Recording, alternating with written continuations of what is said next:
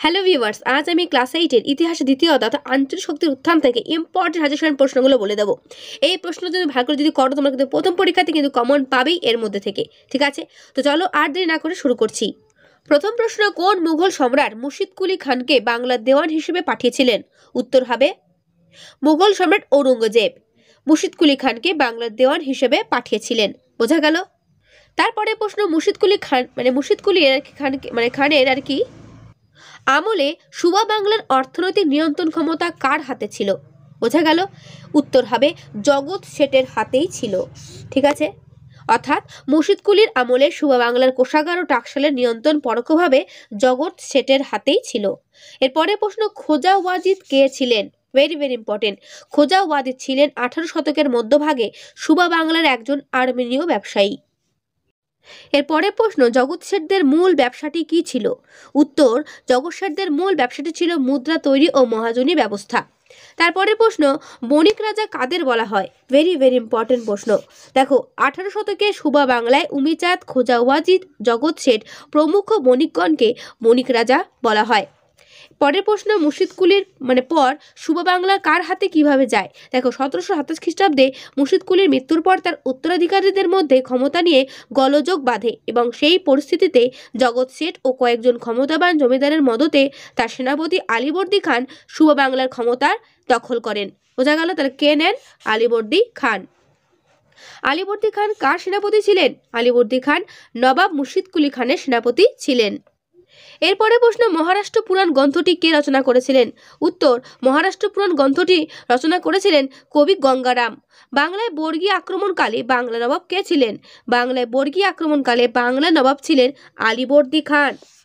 ঠিক আছে, এরকম করেই কিন্তু আমাদের পরীক্ষাতে প্রশ্নগুলো দেবে, তাই প্রশ্নগুলো ভালো করে নোট করে রাখবে। বর্গী আক্রমণ কাকে বলে? দেখো, 1742 থেকে 1751 খ্রিস্টাব্দের মধ্যে বাংলা উড়িষ্যার বিভিন্ন অঞ্চলে মারাঠাদের লুটতরাজ ও আক্রমণকেই বর্গী আক্রমণ বলে। তারপরের প্রশ্ন, আলীবর্দী খান কবে মারা যান? 1756 খ্রিস্টাব্দে আলীবর্দী খান মারা যান। 1724 খ্রিস্টাব্দে কে হায়দ্রাবাদ রাজ্য প্রতিষ্ঠা করেন? দেখো, চীন কুলিজ খান মুঘল সম্রাট ফারুক শাহের কাছ থেকে নিজামুর মুলক এবং সম্রাট মোহাম্মদ শাহের কাছ থেকে আসফ জাহ উপাধি নিয়ে 1724 খ্রিস্টাব্দে হায়দ্রাবাদ রাজ্য প্রতিষ্ঠা করেন। বোঝা গেল? গুছিয়ে লিখবে কিন্তু, যেরকমটা এখানে দেওয়া আছে। চীন কুলিজ খান কে ছিলেন? দেখো, মুঘল দরবারে এক শক্তিশালী অভিজাত তথা হায়দ্রাবাদ রাজ্যের প্রতিষ্ঠাতা ছিলেন এই মীর কামার উদ্দিন সিদ্দিকী। সম্রাট ঔরঙ্গজেব তাকে চীন কুলিজ খান উপাধি দেন। বোঝা গেল? তার আসল নাম কিন্তু এইটা। তারপরের প্রশ্ন, ফারুক শিয়ার কাদের অনুকূলে ফরমান দিয়েছিলেন? দেখো, ফারুক শিয়ার ব্রিটিশ বণিক কোম্পানির অনুকূলে ফরমান দিয়েছিলেন। কেন বাংলায় দেওয়ানি মুর্শিদ কুলি খানের ফারুক শিয়ারের ফরমান নাকচ করার অধিকার ছিল না? দেখো, মুর্শিদ কুলি সুবা বাংলায় প্রায় স্বাধীনভাবে শাসন করলেও তিনি মুঘল সম্রাটের অধীনে ছিলেন এবং তাই কোম্পানিকে দেওয়া ফারুক শিয়ারের ফরমান মুর্শিদ কুলি নাকচ করতে পারতেন না। এরপরে প্রশ্ন, বাংলার প্রথম স্বাধীন নবাব কে ছিলেন? উত্তর হবে সিরাজ উদ্দৌলা। বাংলার শেষ স্বাধীন নবাব কে? সেক্ষেত্রে উত্তর হবে সিরাজ উদ্দৌলা। তারপর অন্ধকূপ হত্যাকে কে অতিরঞ্জন বলে প্রমাণ করেছিলেন? উত্তর হবে অক্ষয় কুমার মৈত্র। কোন সন্ধির ফলে ইংরেজ কোম্পানি তার বাণিজ্যিক অধিকারগুলো ফিরে পায়? উত্তর হবে আলীনগরের সন্ধি 1757 খ্রিস্টাব্দে। আলীনগর সন্ধি কবে স্বাক্ষরিত হয়? যেটা একটু আগেই বললাম, 1757 খ্রিস্টাব্দে। প্রত্যেকটা প্রশ্ন ভালো করে নোট করে রাখবে। এরপরে প্রশ্ন, বাংলার প্রথম গভর্নর জেনারেল কে ছিলেন? উত্তর, রবার্ট ক্লাইভ। পলাশির যুদ্ধ কবে হয়? 1757 খ্রিস্টাব্দের 23শে জুন ইংরেজ ইস্ট ইন্ডিয়া কোম্পানি ও বাংলা নবাব সিরাজউদ্দৌলার মধ্যে পলাশির যুদ্ধ হয়েছিল। ঠিক আছে। এরপরে প্রশ্ন, মীর কাসিমকে। দেখো, মীর কাসিম ছিলেন সুবা বাংলার শেষ স্বাধীন চেতা নবাব তথা মির্জাফরের জামাই। এরপরে প্রশ্ন, মুঘল সম্রাট ঔরঙ্গজেব কত খ্রিস্টাব্দে মারা যান? উত্তর, 1707 খ্রিস্টাব্দে মারা যান। ঠিক আছে। তারপরের প্রশ্ন, ঔরঙ্গজেবের শাসনকালে মুর্শিদ কুলি খান বাংলার কে ছিলেন? বাংলার দেওয়ান ছিলেন। তারপর মুঘল সম্রাটের নিকট জগৎ শেঠ উপাধি পান কে? উত্তর হবে ফতে চাঁদ। ঠিক আছে, এগুলো ভালো করে নোট করে রাখবে। তারপরে প্রশ্ন, অন্ধকূপ হত্যার প্রচারক কে ছিলেন? উত্তর হবে হল ওয়েল। এটা কিন্তু পরীক্ষায় ভীষণ দেয়।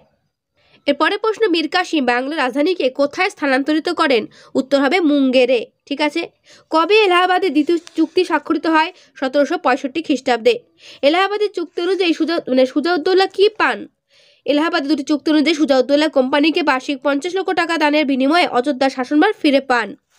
পলাশী যুদ্ধ ও বক্সার যুদ্ধের মৌলিক পার্থক্যটা কি ছিল? মানে কি ছিল দুটো যুদ্ধের পার্থক্য? দেখো, পলাশী ও বক্সার যুদ্ধের মৌলিক পার্থক্য ছিল এটাই যে পলাশী যুদ্ধের জয়ের মাধ্যমে ব্রিটিশ ইস্ট ইন্ডিয়া কোম্পানির ক্ষমতা বিস্তারের যে প্রক্রিয়া শুরু হয়েছিল, বক্সার যুদ্ধের জয়ে তা আরও কি হয়, সফল হয়ে যায়।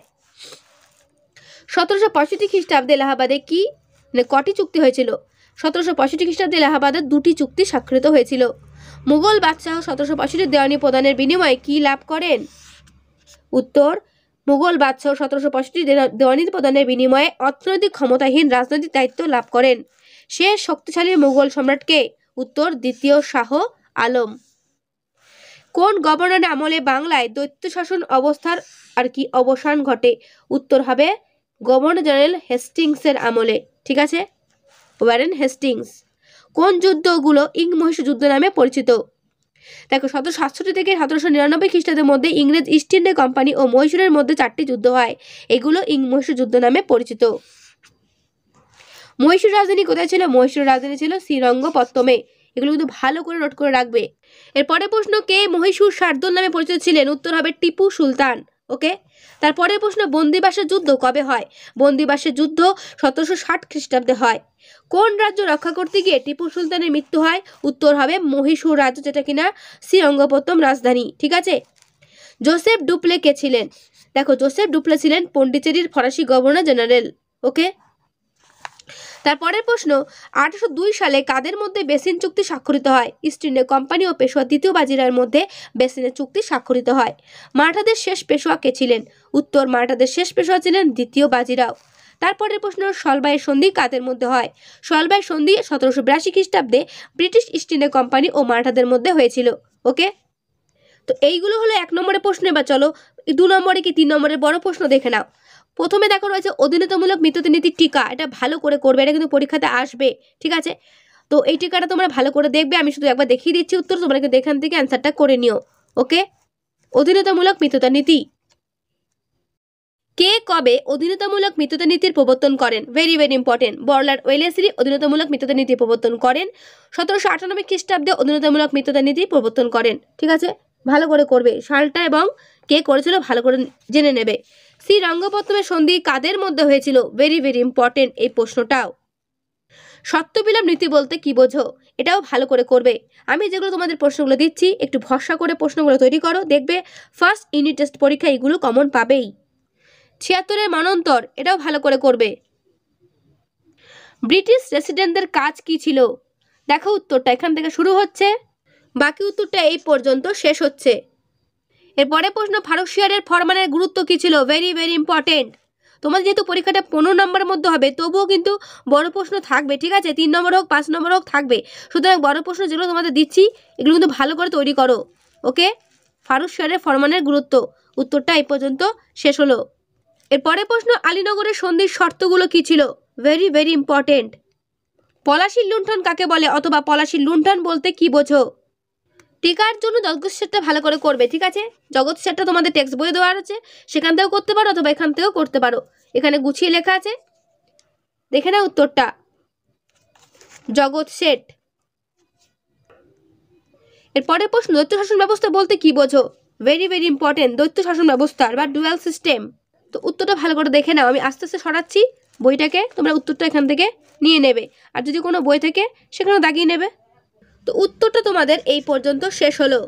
এরপরে প্রশ্ন, মুঘল সাম্রাজ্যের অবনতির কারণগুলো কি কি? এটা কিন্তু বড় প্রশ্নের জন্য সাজেশন। ঠিক আছে, এটা ভালো করে করবে। বইটা পুরোনো বলে একটু দাগানো, তার জন্য ডোন্ট মাইন্ড, বাট পড়াটা ভালো করে বুঝে নাও, এটাই তোমাদের মূল কাজ। ঠিক আছে, কোন কোন প্রশ্নগুলো ভালো করে করবে সেটা খাতায় কিন্তু নোট করে রাখবে প্রত্যেকেই। ঠিক আছে, মুঘল সংকটের কারণ কি কি, এটা কিন্তু বা অবনতির কারণগুলো কি কি, এই পয়েন্টগুলো ভালো করে লিখবে। ঠিক আছে, তো এই হলো তোমাদের দ্বিতীয় অধ্যায় থেকে সাজেশন প্রশ্ন, এগুলো ভালো করে করো, এখান থেকেই পরীক্ষায় কমন পাবে, এটুকু গ্যারান্টি। তো আজকের ভিডিওটা আমি এখানেই শেষ করছি। কেমন লাগলো অবশ্যই কমেন্টে জানাবে, ভালো লাগলে একটা লাইক ও বন্ধুদেরকে শেয়ার করতে ভুলবে না, ঠিক আছে। আর যদি নেক্সট ভিডিওগুলো পেতে চাও, নতুন হয়ে থাকো, তাহলে অবশ্যই কিন্তু সাবস্ক্রাইব করে বেল আইকনে ক্লিক করে অল বাটনে ক্লিক করে রেখো, তাহলে কি হবে পরপর ভিডিওগুলো পেতে পারবে, ঠিক আছে। তো আজকে এখানেই দেখা হবে নেক্সট ভিডিওতে, ভালো থেকো সবাই, আর অবশ্যই সবাই ভালো করে পড়ো।